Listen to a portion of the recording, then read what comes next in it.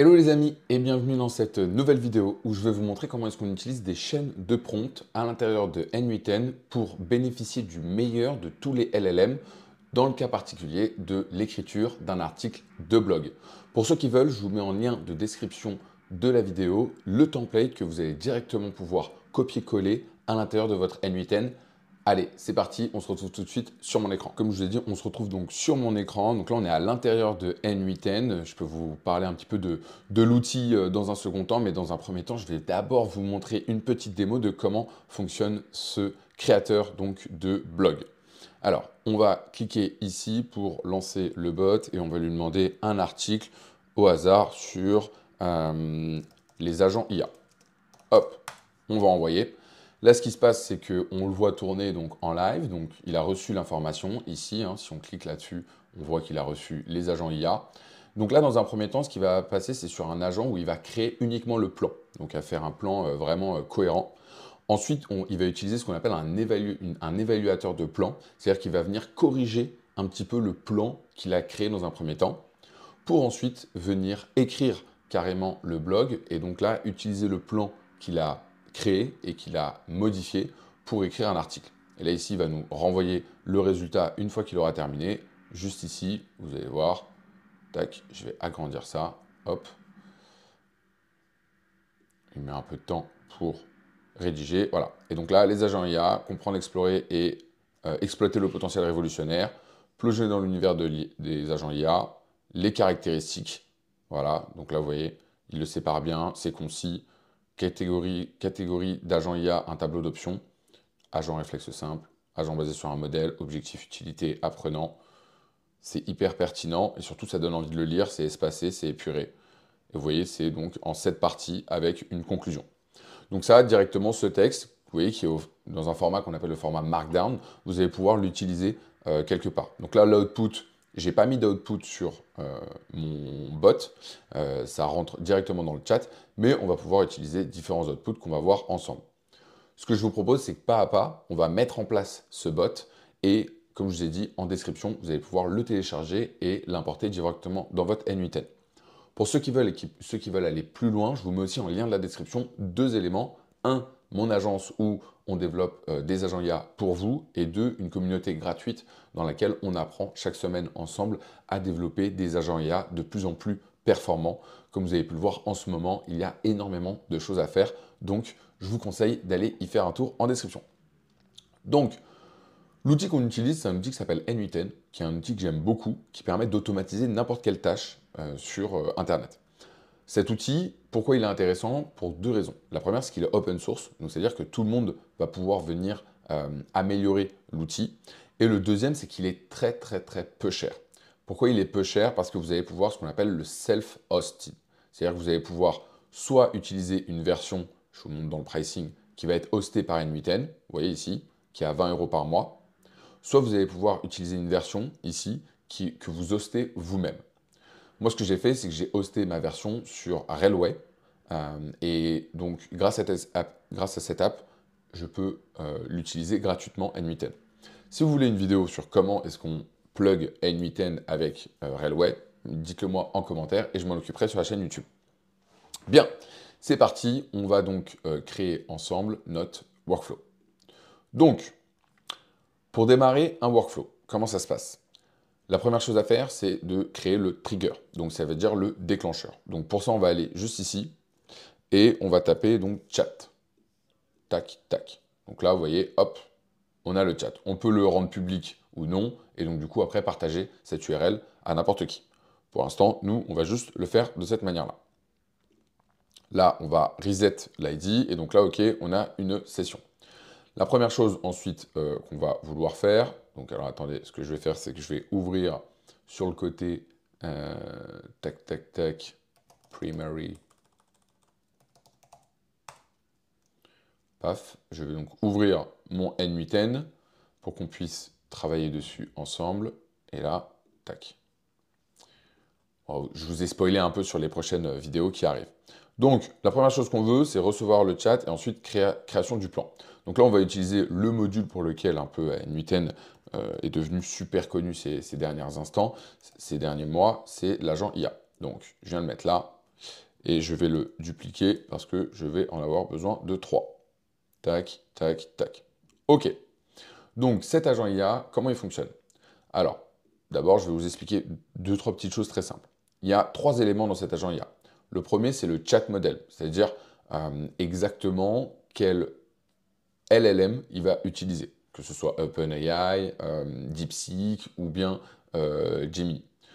La deuxième chose, ça va être la mémoire. Est-ce qu'on veut lui donner une mémoire? C'est-à-dire, est-ce qu'on veut que si on lui envoie plusieurs informations dans le chat, il puisse le retrouver?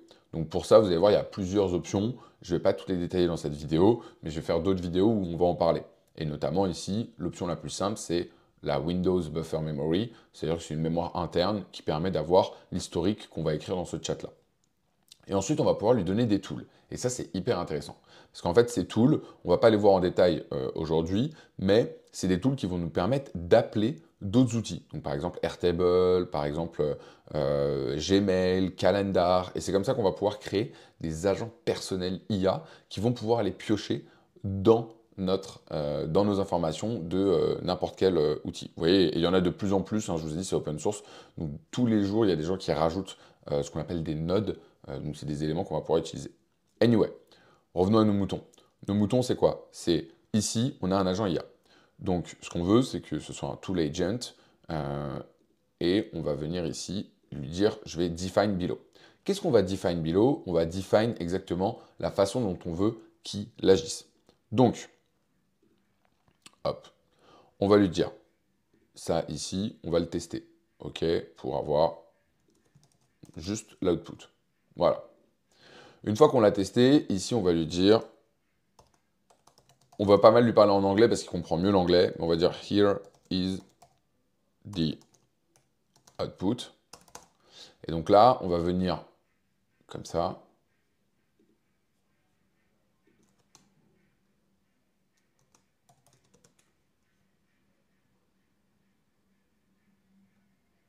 Ah ouais, ok.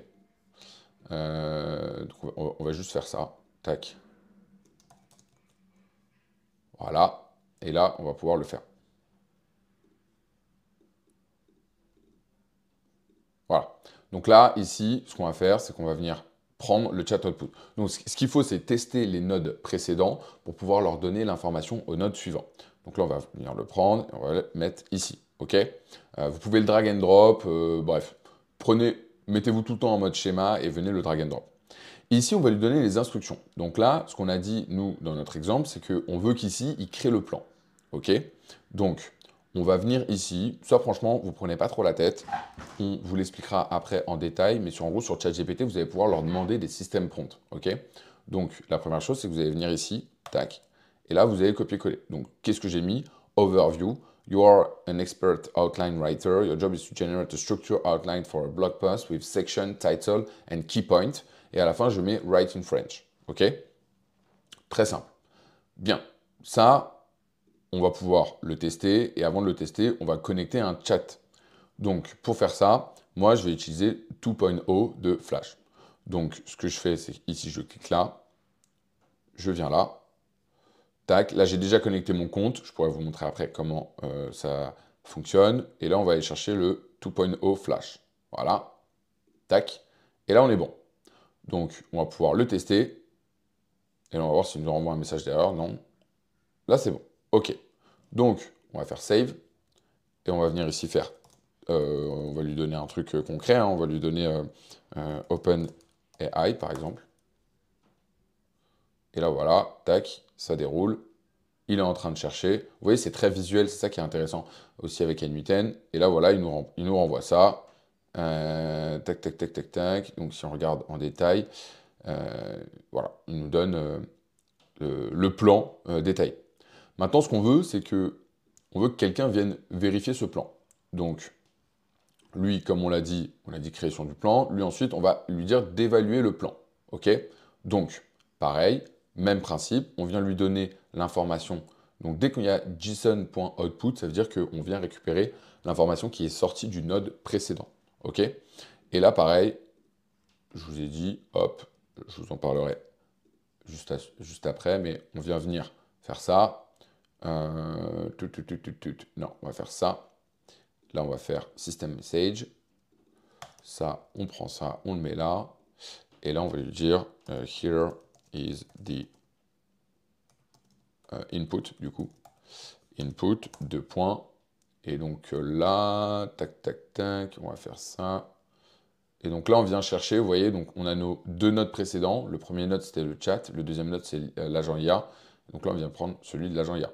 OK, tac, tac, tac, tac, tac. On peut le renommer, hein, évidemment. Ce sera surtout très important quand on va utiliser des tools, de bien le renommer. Et ici, on va aller chercher, du coup, un autre LLM, OpenAI. Donc, on vient le chercher là, tac, tac, tac. Là, on est bon, GPT au mini, OK. Donc, là, c'est parti, on va le lancer.